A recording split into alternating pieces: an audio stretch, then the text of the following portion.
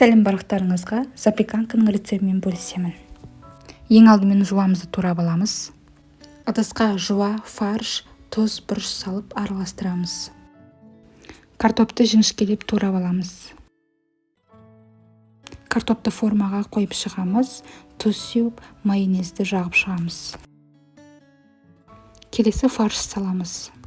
Фарштың үстіне майонезді жағып шығамыз. Чеснокты теркіден өткізіп саламыз. Жіңішкелеп туралған картопты қойып, тұз сеуіп, майонез жағамыз. Жіңішкелеп туралған помидорды үстіне қойып шығамыз. 70 градуста 40-45 минут пешке қоямыз.